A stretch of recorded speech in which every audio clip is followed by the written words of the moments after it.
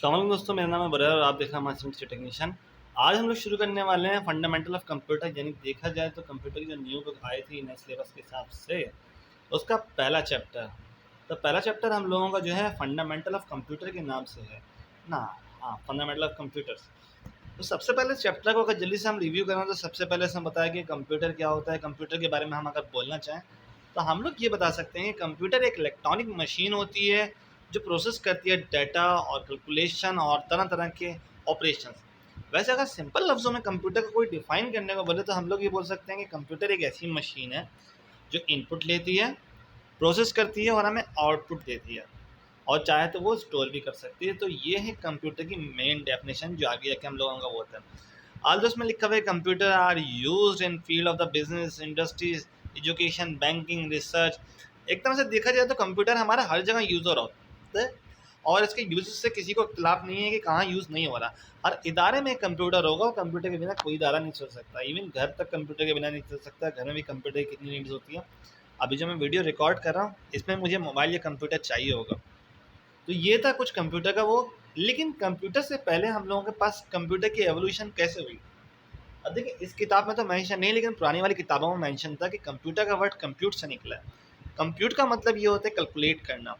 तो ऐसा सा कैलकुलेटिंग डिवाइस आगे जाके हमारे पास एक कंप्यूटर की फॉर्म में आई।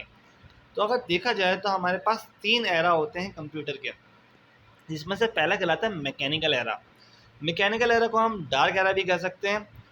हम लोग यहाँ पे सबसे पहले बात करते हैं मैकेनिकल एरा की पहली मशीन की। अब मैकेनिकल एरा को डार्क एरा क्यों कहते हैं उसकी भी एक मजा बता दूं मैं आपको कि डार्क एरा उस वक्त तक के एरा को कहा जाता है कि जहाँ से हमारी काउंटिंग स्टार्ट हुई हो, यानी जहाँ से हमारे पास एक मशीन डिवाइस स्टार्ट हुई अबेकस जैसी, और जहाँ तक रुकी हो विदाउट इलेक्ट्रिसिटी या विदाउट कोई इलेक्ट्रिक फॉर्म। तो यहाँ पे हमारे पास जो पहले डिवाइस है अबेकस। अबेकस के बारे में सबको पता है, ये काउंटिंग फ्रेम होता था और अभी भी बच्चों को सिखाने के लिए अबेकस यूज़ होता है। उसके बाद हमारे पास एक थोड़ी सी, ये देखें, 3000 BC से लेकिन बीच में कोई भी हमारे पास कोई कैलकुलेटिंग डिवाइस नहीं। फिर एक नेपियर्स नाम का मैथमेटिशियन था जिसने नेपियर्स बोन निकाला, और ये जो डिवाइस थी मल्टीप्लिकेशन और डिवाइड करने के लिए काम आती थी। अगर आप इसको गौर से देखें तो आपको पता चलेगा कि इसमें नंबर्स के स्क्वायर और मल्टीप्लिकेशन बहुत आसानी से होते थे, यानी उस वक्त के हिसाब से। फिर दूसरी डिवाइस आई थी स्लाइड रूल।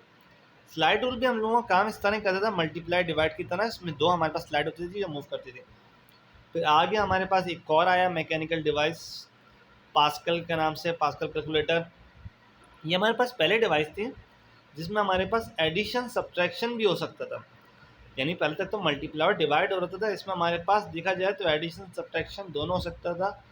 और फिर फाइनल हमारे पास आई एक बेहतरीन तरह की डिवाइस उस ज़माने के हिसाब से, लेनावीज कैलकुलेटर। लेनावीज कैलकुलेटर, ये आप इसकी तस्वीर गौर से देख सकते हैं किस तरह का था ये। और यहाँ पे क्या होता था, हमारे पास गेयर सिस्टम होता था। यानी जैसे आपने देखा होगा ना स्विच करने वाला, या चूल्हे में होते हैं घुमाने वाले, जैसे हमारे पास ये होता है डीमर या मीटर कह सकते हैं हम, कि इसमें घुमा के वैल्यू रखते थे और वैल्यू इनपुट होती थी, और फिर बाद में उसमें ऑपरेशन प्लस या माइनस परफॉर्म करवाते थे। तो अगर देखा जाए तो हम लोगों के पास ऐसा ऐसा चीज़ें बढ़ती गई। यानी एक में हमारे पास प्लस माइनस आया और लेनावीज कैलकुलेटर में प्लस माइनस मल्टीप्लाई डिवाइड सब आ गया। फाइनली आइडिया दिया चार्ल्स बाबेज ने हम लोगों को एक ऐसी डिवाइस का। वो एक मैथमेटिशियन भी थे और एक मैकेनिकल इंजीनियर भी थे, यानी एक मैथमेटिशियन साथ में प्लस इंजीनियर के भी। वो फादर ऑफ कंप्यूटर के नाम से जाने जाते हैं क्योंकि उन्होंने एक ऐसी डिवाइस इन्वेंट कर दी थी। हमारे पास यहाँ 2 डिवाइसेस बनी है जो बाबेज डिफरेंस इंजन के नाम से। इसमें हमारे पास addition subtraction multiplication even multiply के अलावा फार्मूले भी पुट हो सकते थे। और साथ ही साथ इसके में क्या खासियत थी कि ये नंबर स्टोर भी कर लेता था वैल्यू। बाबेज इंजन अगर बाहर से देखा जाए तो बहुत बड़ी मशीन थी, और बाद में एक और नाम बना इसका एनालिटिकल इंजीनियर इंजन, जो बाबेज इंजन की सेकंड फॉर्म थी, लेकिन वो ज़्यादा चल नहीं पाई थी। पहला वाला ज़्यादा चला था क्योंकि उसमें कुछ कमियाँ थी। तो यहाँ पे चार्ल्स बाबेज को फादर ऑफ कंप्यूटर क्यों कहा जाता है, उसकी एक वजह बन गई। क्योंकि चार्ल्स बाबेज ने हमें आइडिया दे दिया फादर ऑफ कंप्यूटर होने का कैसे, कि एक ऐसी डिवाइस हो सकती है भाई जो हमारे पास प्लस माइनस मल्टीप्लाई डिवाइड भी करें, साथ में फार्मूला भी पुट कर सकें और साथ में वो रख पाए स्टोरेज। तो तभी उनके आईडी की वजह से फादर ऑफ कंप्यूटर उनका कहा जाता है। दूसरा एरा है हमारा इलेक्ट्रो मैकेनिकल एरा। अच्छा, एक चीज़ आप लोग सब समझ लें जो मेरी वीडियो सुन रहे हैं और देख रहे हैं, मैकेनिकल डिवाइस वो होती हैं जो सिर्फ मूवेबल पार्ट पे मूव करें। जिन लोगों ने अगर देखा जाए फर्स्ट ईयर फिजिक्स पढ़ रहे हों या फिर उन्होंने मैकेनिक्स के बारे में सुना हो, तो मैकेनिक्स हम लोगों की फिजिक्स की वो ब्रांच होती है जो डील करती है सिर्फ मोशन से। अब विद फोर्स ऑफ रेफरेंस या विदाउट फोर्स ऑफ रेफरेंस वो डिपेंड करता है कौन सी सिचुएशन पे, काइनेमेटिक्स और डायनामिक्स पे। लेकिन यहाँ जब हम लोग बात करते हैं तो मैकेनिकल चीज़ ऐसी थी जिसमें कोई भी इलेक्ट्रिसिटी नहीं हो, यहाँ गेयर सिस्टम लगे हुए हैं, तरह तरह के गेयर इसको मूव करने के लिए काम आते हैं। ओके, और फिर जाके हमारी कैलकुलेशन होती थी। तो आगे बढ़ते हैं इलेक्ट्रोमैकेनिकल एरा। हम लोगों का इलेक्ट्रोमैकेनिकल एरा में जाहिर सी बात है इलेक्ट्रिसिटी आ गई थी 19th सेंचुरी, यानी 18th सेंचुरी के एंड कह लें, यहाँ पे 19th सेंचुरी का शुरू कह लें। यहाँ पे हमारे पास मशीन डेवलप होना शुरू हुई थी, इलेक्ट्रिसिटी आ गई थी। तो हार्मथ हॉलिट ने एक टेबुलेशन मशीन बनाई थी हमारे पास ये इस तरह की, लेकिन ज़्यादा चल नहीं पाई क्योंकि हमारे पास इलेक्ट्रॉनिक एरा बहुत जल्दी आ गया था।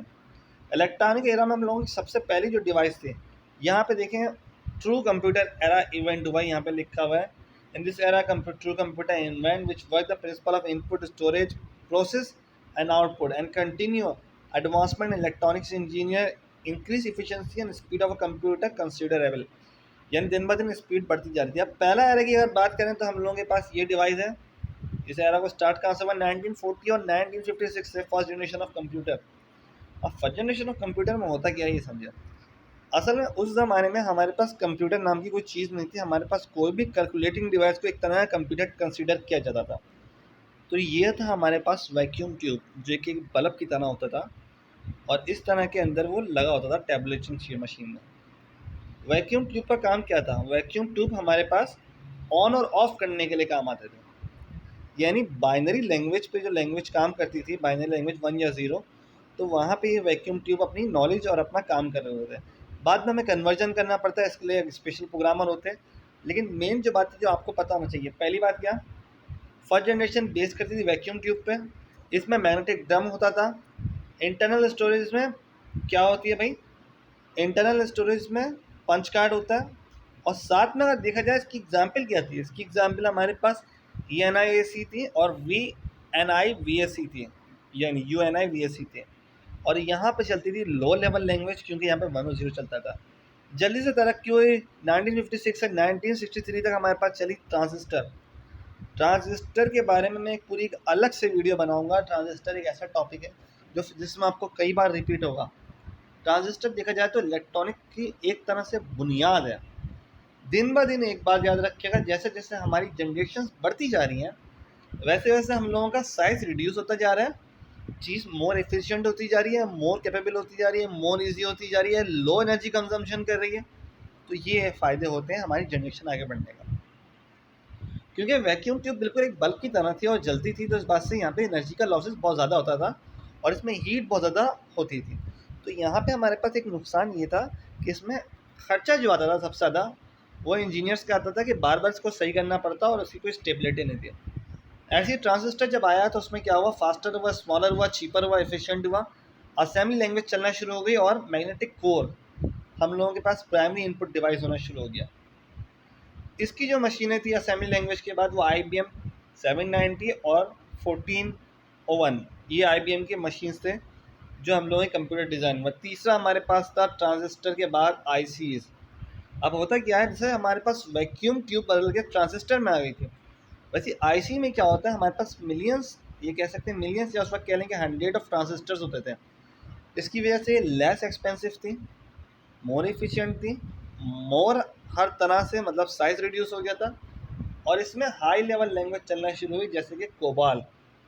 कोबाल या पास्कल शुरू की लैंग्वेज थी जो अब यूज़ नहीं होती हैं। इसके बाद आगे GW बेसिक आया और फिर C लैंग्वेज और C शार्प और पाइथन, ये सब चलना शुरू हो गया। तो ये थर्ड जनरेशन की बात हुई। फोर्थ जनरेशन माइक्रो प्रोसेसर, इसके बारे में तो हर बच्चे को पता है। अभी जो कंप्यूटर चल रहे हैं हमारे पास उन सब में हमारे पास कोई प्रोसेसर लगा हुआ है। वो प्रोसेसर डिफाइन करता है कि हमारे कंप्यूटर की स्पेक क्या है। इट मीन के प्रोसेसर अगर आपका i3 का लगा हुआ है तो आपका कंप्यूटर i3 है। अगर सेकंड जनरेशन तो सेकंड जनरेशन, फोर्थ जनरेशन तो फोर्थ जनरेशन। इवन अगर देखा जाए तो i3, i9, i7 और i5, ये 4 हमारे पास अभी मेन PCs हैं जो इंटेल की तरफ से चल रहे हैं। ओके, और इसमें सबसे आगे जो i9 है वो 11 जनरेशन तक आ चुका है यहाँ पे। तो यहाँ पे हमें माइक्रो प्रोसेसर बताया गया कि जैसे जैसे रेवोल्यूशन होती गई क्या होता गया, हर बार की तरह फास्टेस्ट होता गया, लेस एक्सपेंसिव, साइज में स्मॉल, रिलायबल होता गया और रैम और रोम और बाकी अदर डिवाइस, कीबोर्ड, माउस, इस तरह की चीज़ें हमारे पास यूज़ होना शुरू हुई। हाई लेवल लैंग्वेज हमारी यूज़ होना शुरू हुई सी प्लस, जावा, इस तरह की। अब पाँचवा क्या है, ये पाँचवीं हमारी जनरेशन है। पाँचवीं जनरेशन हमारे पास fifth generation artificial intelligence. Artificial intelligence में हमारे पास क्वालिटी आ गई जो रोबोटिक्स जो काम कर रही है, खुद से सोच सकती है, समझ सकती है, यानी सेल्फ लर्निंग और रीजनिंग और जनरलाइजेशन जो कैपेबिलिटी आई है वो अब हमारे आर्टिफिशियल इंटेलिजेंस में काउंट होती है। यानी एक तरह से देखा जाए तो कंप्यूटर एक इंसान की तरह काम करना शुरू हो गया है। ये हमारा फिफ्थ जनरेशन जिस पर अभी तक काम हो रहा है। इस पर यहाँ पूरी एक अलग वीडियो बनाऊंगा।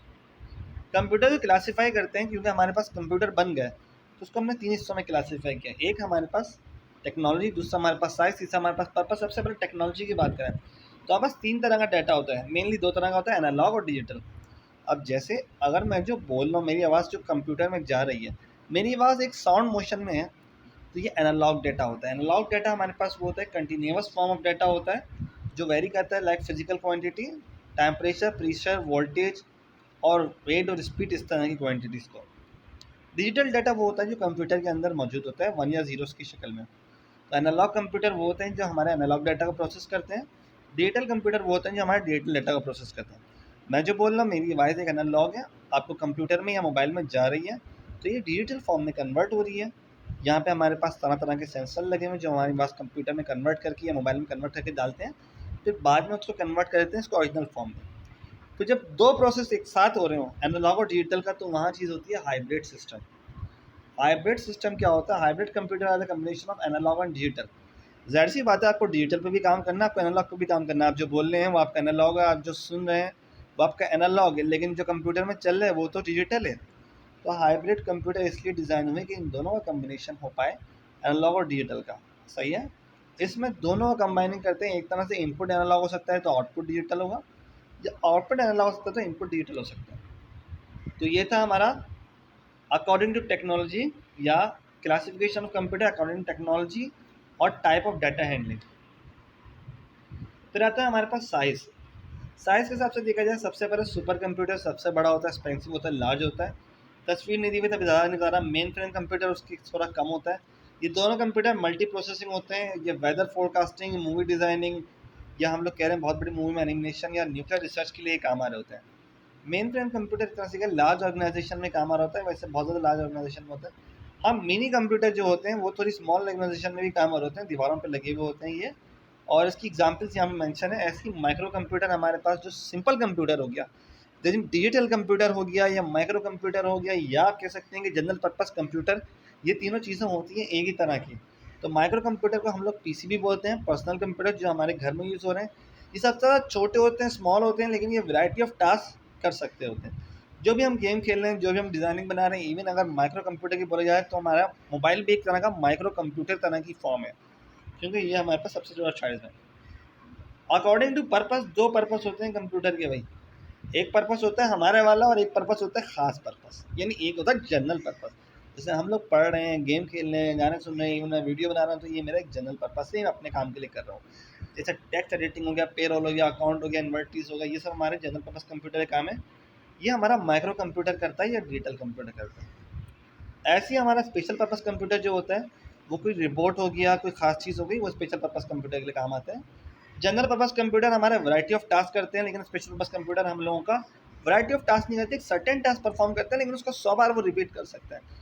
जैसे एक जगह मैंने रिपोर्ट लगा दिया और ढक्कन काउंट कर रही है, एक जगह रिपोर्ट लगा दिया जो हम लोगों की स्पीड मेजर कर रहा है, या हम लोगों के साथ कोई कर रहा है छोटी मोटी बातें, तो ये स्पेशल डिज़ाइन होते हैं। Role of computer. अब रोल ऑफ कंप्यूटर के बारे में कौन नहीं जानता, हर फील्ड में रोल ऑफ कंप्यूटर है। इस टॉपिक को मैं थोड़ा सा आगे बढ़ाता हूँ क्योंकि ये टॉपिक वैसे ही पिछले साल रिड्यूस हो गया था, और टॉपिक ऐसा है कि इसके बारे में आगे हम और डिस्कस करेंगे। लेकिन हम लोग जो मेन डिटेल में पढ़ने वाले हैं वो ये बोलने वाले हैं कि IT in the career field. तो आईटी की करियर फील्ड क्या होती है, या फिर ये बोलेंगे कि आईटी में हम लोगों का क्या करियर है। तो बेटा इस पे भी एक कंप्लीट वीडियो होनी चाहिए, लेकिन मेन जल्दी जल्दी बता देता हूँ कि आईटी हमारे पास सॉफ्टवेयर इंजीनियर भी हो सकता है, एडमिनिस्ट्रेटिव नेटवर्क भी हो सकता है, डेटाबेस एडमिनिस्ट्रेटर भी हो सकता है, वेब डिज़ाइनर भी हो सकता है, ग्राफिक डिज़ाइनर भी हो सकता है, इंफॉर्मेशन सिक्योरिटी एनालिस्ट भी हो सकता है, और सॉफ्टवेयर या कंप्यूटर साइंस टीचर भी हो सकता है जैसे मैं था। तो ये इसके वो हैं। कंप्यूटर हार्डवेयर डिपेंड करता है तीन चार चीज़ों पे। पहली चीज़ आती है सबसे ज़्यादा मदरबोर्ड। अब मदरबोर्ड एक तरह का ये सर्किट होता है। आप में से जितने स्टूडेंट जो बॉयज़ होते हैं उन्होंने तो फिर भी देखा होता है, लेकिन गर्ल्स में मुझे नहीं लगता किसी ने इतना देखा होगा। ये हम लोगों के सीपीयू के अंदर एक सर्किट लगा होता है, इसी में सारी चीज़ें अटैच होती हैं। यानी आप सीपीयू के बाहर से देख रहे होते हैं ना यूएसबी पोर्ट या साउंड लगाने की जगह या लैन लगाने की, तो ये आपके पीछे कंप्यूटर में लगी हुई होती है। ओके, अब इससे होता क्या है, ये सीपीयू के अंदर एक केसिंग में, केसिंग आप तरह तरह की चेंज कर सकते हैं। इवन मैंने भी गेमिंग केसिंग में चेंज किया था अपना सीपीयू, मदरबोर्ड निकाल के स्विच किया था। तो सीपीयू हमारे पास क्या होता है, एक तरह की चीज़ होती है मेन बोर्ड, जिसमें हमारे रैम, प्रोसेसर, मेमोरी स्लॉट, सब एक्सटर्नल एक्सटर्नल सब कनेक्ट होते हैं। जंपर, रजिस्टर, डायोड, ये सब मिलके हमारा एक मदरबोर्ड बनता है। लेकिन हमारा जो कंप्यूटर बनता है वो बनता है माइक्रो प्रोसेसर से, जो मैंने आपको 4th जनरेशन में पढ़ाया था। माइक्रो प्रोसेसर हमारे पास क्या है, ब्रेन ऑफ कंप्यूटर है, पहला पॉइंट। दूसरा पॉइंट ये, माइक्रो प्रोसेसर कंसिस्ट होता है हमारे टाइनी चिप ऑफ ट्रांजिस्टर। ये जब ट्रांजिस्टर आ गया था ना, तो शुरू शुरू में ये बात होना शुरू हुई थी कि ट्रांजिस्टर किस काम आएगा। अब यहाँ पे 2 मिनट के लिए हट गई है स्क्रीन, क्योंकि मेरा हो गया थोड़ा सा ये स्क्रॉल, और वापस चलते हैं पीछे की तरफ कि हम लोग क्या बात कर रहे थे। हाँ, ट्रांजिस्टर जब आए थे तो हम लोगों ने एक तरह से देखा जाए तो हमारी बहुत बड़ी इन्वेंशन थी इलेक्ट्रॉनिक डिवाइसेस में, क्योंकि माइक्रो प्रोसेसर में हमारे पास मिलियंस ऑफ ट्रांजिस्टर होते हैं, यानी मिलियंस ऑफ कैलकुलेशन करता है। अगर येस या नो करने वाली, यानी मिलियंस ऑफ बाइनरी डिजिट। तो माइक्रो प्रोसेसर को भी फर्दर हमने 5 चीज़ों में डिवाइड किया है, ALU, CU, क्लॉक, रजिस्टर और कैश मेमोरी। अब ALU क्या होता है, हम लोगों का कंप्यूटर में कोई ना कोई कैलकुलेशन हो रही होती है, तो ALU means arithmetic and logical calculation perform करने वाला। यानी ALU को हम लोग सिर्फ अगर एक लाइन में डिफाइन करना करें, तो ए का मतलब है अर्थमेटिक। अर्थमेटिक इंक्लूड्स होती है addition, subtraction, multiplication and division. And logic किस पे होती है, comparing, sorting and matching of data पे। ये होता है ALU का काम। यानी ये सारे काम अगर करने हो तो ALU को आप डाटा देंगे और ALU आपको करके देगा CU को। CU की फुल फॉर्म कंट्रोल यूनिट होता है, वो रिस्पॉन्सिबल होता है कि हमारा डाटा ट्रांसफ़र करे एक जगह से दूसरी जगह, और वही सारे काम देखता है। वो एक ट्रैफिक कॉप की तरह होता है, जैसे सिग्नल वो होते हैं ना कि जहाँ से डाटा आ रहा हो एक तरफ जाने दिया, फिर दूसरी तरफ रोक दिया, जो सफ़ेद रंग के हमारे पास खैर पहने हुए होते हैं। यही ये ट्रैफिक कॉप होती है कि किस तरफ से सिग्नल रोकना है, किस तरफ से सिग्नल जाने देना है। तो ये CU का काम होता है। अब जो चीज़ आई है, पहले तक ये नहीं था पुरानी बुकों में, क्लॉक। लेकिन अब ये क्लॉक बहुत ज़्यादा मैटर करती है हमारे CPUs में, यानी हमारे माइक्रो प्रोसेसर में। क्लॉक हमारे पास जनरेट करती है इंस्ट्रक्शन या हम लोगों के पास कोई भी सिग्नल कि कितना एग्जीक्यूट हो रहा है, और क्लॉक मेजर होती है हमारी मेगाहर्ट्ज़ और गीगाहर्ट्ज़ में। अच्छा, मेगाहर्ट्ज़ जो लिखा है ना, उस वक्त हमारे पास पेंटियम 3, पेंटियम 4 में मेगाहर्ट्ज़ में होती थी, लेकिन पेंटियम 4 के भी एंड के जो CPU है सबसे गीगाहर्ट्ज़ पे आ गया है, और अब जितने भी CPU हमारे पास गीगाहर्ट्ज़ में क्लॉक मेजर कर रहे होते हैं। आगे बढ़ते हैं, रजिस्टर। रजिस्टर भी हमारे पास एक टेम्परेरी मेमोरी होती है। जैसे हम लोगों ने बोला कि एक जगह हमारे पास सामान भर के जा रहा है, अब ट्रैफिक वाला सिग्नल यानी CU उसे रोक रहा है, वो टेम्परेरी तौर पर रुका हुआ है, और फिर जाके वो सामान लोड उठा के एक जगह पहुंचा देगा और फिर खाली हो जाएगा। तो ये जो काम होता है रजिस्टर का होता है, और टेम्परेरी तौर पे हम लोगों का मेमोरी स्टोर करता है, अपनी जगह पे पहुँचाता है और वापस अपनी जगह पे पहुँच जाता है। ऐसी कैश मेमोरी में हमारे पास होती है, आपने मोबाइल में देखा होगा कैश क्लियर करने का ऑप्शन आता है। हम लोगों ने अगर कोई चीज़ लगाई हो और वो हमारी मेमोरी में रुक जाए, तो उसको हम लोग कैश मेमोरी में कहते हैं।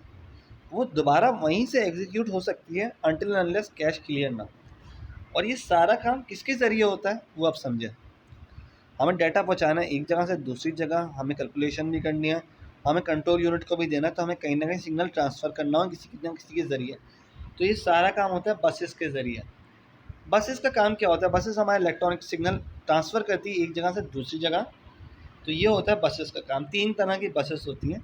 जैसे रोड कनेक्ट करता है बाकी सब चीज़ों को, वैसी बसेस कनेक्ट करती है हमारे CPU के मदरबोर्ड में सब चीज़ों को, चाहे रैम और रोम और हार्ड डिस्क हो। 3 तरह की बस होती हैं, कंट्रोल बस, डाटा बस, इनपुट डाटा बस और एड्रेस बस। कंट्रोल बस का काम बिल्कुल कंट्रोल यूनिट की तरह है, वो हमारा डाटा कंट्रोल करेगी डिफरेंट कंपोनेंट्स के बीच में और तमाम एक्टिविटीज़ को देखेगी। एड्रेस बस का काम ये है कि वो हमारा एड्रेस लोकेट करेगी, यानी डाटा नहीं, कि अगर एक बस में आप बैठे हुए हैं, फ़र्ज़ करें, अभी मिसाल दे रहा हूँ कंट्रोल बस की, तो ड्राइवर जो है उसका कंट्रोल बस का काम लेगा। डाटा क्या है, डाटा वो स्टूडेंट है जो स्टूडेंट उस बस में बैठे हैं। और एड्रेस क्या है, एड्रेस हमारे स्कूल का पता हो सकता है। जैसे आप जिस स्कूल में पहुंचना चाहते हो, मैं तो तरह तरह के स्कूलों में पहुंच सकता हूं, चाहे वो बहरिया हो, चाहे वो ज़हीर हो, चाहे वो प्रोफेक्टस। तो यहाँ पे अब बात होती है डाटा बस के ज़रिए हमारा सिग्नल जा रहा है, और डाटा बस के ज़रिए हमारा डाटा जा रहा है, कंट्रोल बस हमारी कंट्रोल पहुँचा रही है, और एड्रेस बस हमें एड्रेस लोकेट कर रही है कहाँ डाटा जाना है। अब कंप्यूटर के अंदर डिवाइसेस की बात आती है। 2 डिवाइसेस होते हैं, इनपुट डिवाइस और आउटपुट डिवाइस।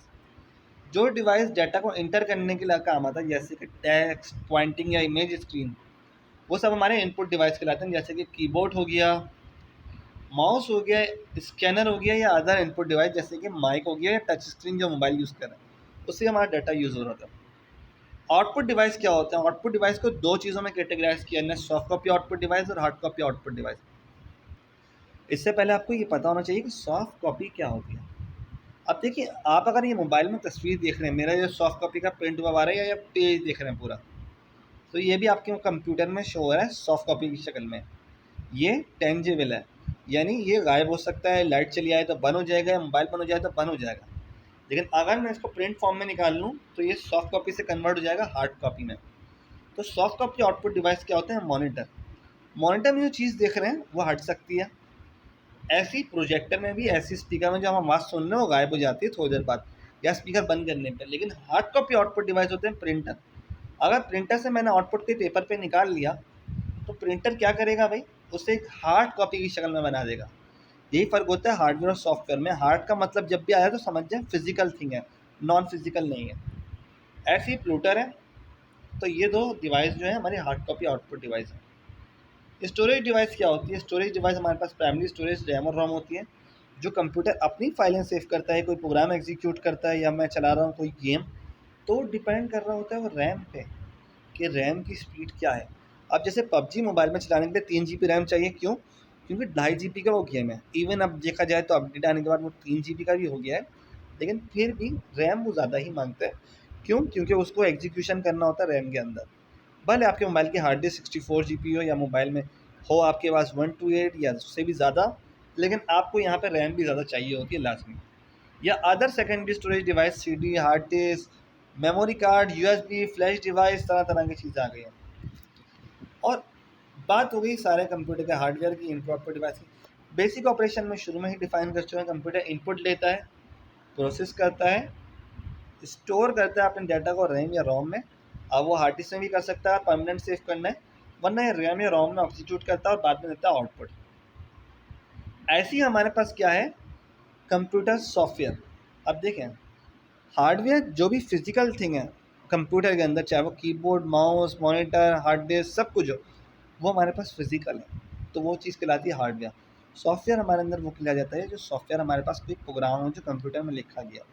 अब जैसे सॉफ्टवेयर की बात करें, software is a set of instruction that computer use to perform task with a general term the computer program. There are two types of software, application software, system software. मान लीजिए आपके पास दो तरह के सॉफ्टवेयर हैं। किस किस तरह के?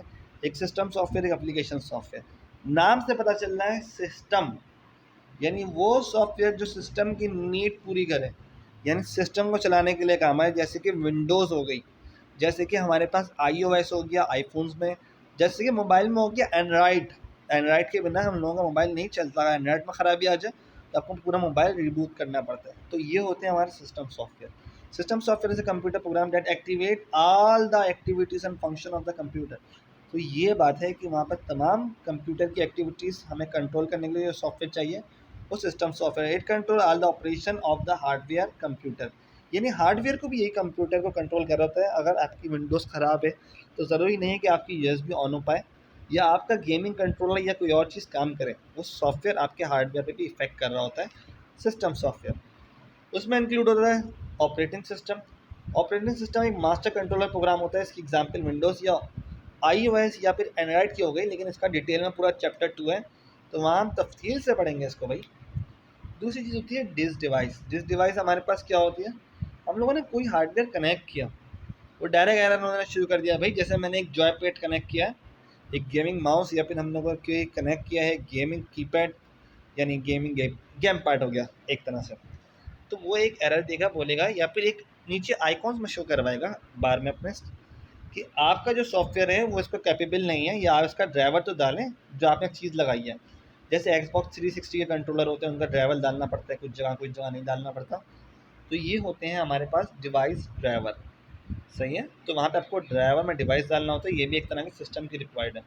दूसरा यूटिलिटी प्रोग्राम, जैसे कि एंटीवायरस हो गया, जैसे कि हार्ड डिस्क का हमारे फॉर्मेट करने का या मैनेज करने का या उसको पार्टीशन बनाने की जो चीज़ें हो गई, वो हमारे यूटिलिटी प्रोग्राम में आते हैं। ये भी हम लोगों का एक तरह से क्या है, हार्ड डिस्क पार्टीशन टूल या एंटीवायरस, ये भी एक तरह का हमारा यूटिलिटी प्रोग्राम है। आखिरी चीज़ आती है लैंग्वेज ट्रांसलेटर। लैंग्वेज ट्रांसलेटर एक तरह से देखा जाए तो ऑपरेटिंग सिस्टम के बाद सबसे ज़्यादा मेन है। लैंग्वेज ट्रांसलेटर हम लोगों के कंप्यूटर के हार्डवेयर में पहले से इंस्टॉल होता है और ये हमारे कंप्यूटर को कन्वर्ट कर रहा होता है दूसरे लैंग्वेज ट्रांसलेटर में। जैसे मिसाल के तौर पे हर प्रोग्रामिंग लैंग्वेज का एक अपना ट्रांसलेटर होता है। अब जो असेंबली लैंग्वेज थी उसमें क्या था, असेंबलर यूज होता था। असेंबलर का काम क्या होता था, असेंबलर हम लोगों का ट्रांसलेट करता था असेंबली लैंग्वेज को मशीन लैंग्वेज में। ऐसे ही कंपाइलर हम लोगों का और इंटरप्रीटर कन्वर्ट करता था मशीन लेवल लैंग्वेज को हाई लेवल लैंग्वेज में। लेकिन बात क्या है, कंपाइलर और इंटरप्रीटर का ज़रा सा फ़र्क समझे। जब कंपाइलर की बात करते हैं तो कंपाइलर पूरा प्रोग्राम एक साथ एग्जीक्यूट करता है और सारे एरर एक साथ बता देता है कि भाई आपकी लाइन 4 में भी एरर है, लाइन 8 में भी एरर है, लाइन 10 में भी एरर है, आपने सारी गलतियाँ किया। लेकिन इंटरप्रीटर बिल्कुल इस तरह है कि मैं एक एक स्टेप लिखूँ, उस स्टेप का बताए भाई ये वाला स्टेप गलत है, फिर मैं वो सही करूँ तो अगला स्टेप पे है कि ये वाला स्टेप गलत है। जितनी भी हमारे पास मॉडर्न प्रोग्रामिंग लैंग्वेज है उसमें कंपाइलर यूज़ हो रहा है क्योंकि हमें डायरेक्ट पता चल जाए हमारी कितनी खराबियाँ और हम लोग उसे लाइन से सही करते हैं।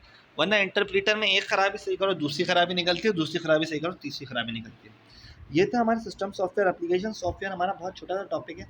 देखा जाए तो जो सॉफ्टवेयर हम लोगों की एप्लीकेशन पूरी करता है, यानी कोई गेम हो गया, कोई मीडिया प्लेयर हो गया, एमएस ऑफिस हो गया या इस तरह की कोई भी चीज़ जो हम कंप्यूटर में चला रहे हैं अपनी खुशी के लिए, वो हमारा एप्लीकेशन सॉफ्टवेयर होता है। अब एप्लीकेशन सॉफ्टवेयर हमारा वैरायटी ऑफ टास्क करता है, जैसे डेटाबेस बनाना, स्प्रेडशीट बनाना, प्रेजेंटेशन बनाना, गेम खेलना, मीडिया प्लेयर या हम चला रहे हैं कोई वेब ब्राउज़र है तो ये एक तरह का एप्लीकेशन सॉफ्टवेयर है। अब प्रोडक्टिविटी सॉफ्टवेयर या बिजनेस सॉफ्टवेयर या एंटरटेनमेंट सॉफ्टवेयर, ये छोटी छोटी चीज़ें हैं जो आप खुद भी पढ़ सकते हैं और बहुत आसान है। और यहाँ पे एजुकेशन सॉफ्टवेयर की अगर देखी जाए तो हम लोग जो गूगल क्लासरूम यूज़ कर रहे हैं या फिर हम लोग इस तरह की जो वेबसाइट है वो एक तरह के एजुकेशनल सॉफ्टवेयर में भी आ सकती हैं। बिजनेस सॉफ्टवेयर हमारे तरह तरह के हमारे पास सॉफ्टवेयर होते हैं। इंटरटेनमेंट सॉफ्टवेयर में तो हर बच्चा बता सकता है कि हमारे पास जो गेम्स हो गए वो भी एक सॉफ्टवेयर है, जो मीडिया प्लेयर हो गया वो भी एक तरह का सॉफ्टवेयर इंटरटेनमेंट सॉफ्टवेयर का टाइप है। तो यहाँ पे चैप्टर ख़त्म होता है। इसकी समरी अगर देखा जाए तो पढ़ सकते हैं हम लोग। साथ में इसके हैं MCQs कि the device that convert hard copy into soft copy. वो डिवाइस जो हार्ड कॉपी को सॉफ्ट कॉपी में कन्वर्ट करता है वो क्या होता है। हार्ड कॉपी मतलब पेपर से कन्वर्ट कर रहे हैं हम लोगों का मॉनिटर के अंदर, तो वो एक तरह का हमारे पास स्कैनर होता है। ऐसे ही हमारे पास लिखा हुआ है कि मीडिया प्लेयर क्या होता है, कौन से सॉफ्टवेयर की टाइप है, ये आपको पता होना चाहिए। तो उम्मीद है ये वीडियो समझ में आई होगी, वीडियो पसंद आई होगी और वीडियो को लाइक कर दिएगा, चैनल को सब्सक्राइब कर दिया होगा। मैं और भी चैप्टर्स की वीडियोस लाने वाला हूँ और इसके MCQs के बारे में आपके पूरी डिटेल वीडियो बनाने वाला हूँ। और यहाँ पे हमारा चैप्टर ख़त्म होता है। तब तक के लिए अल्लाह हाफ़िज़, शुक्रिया।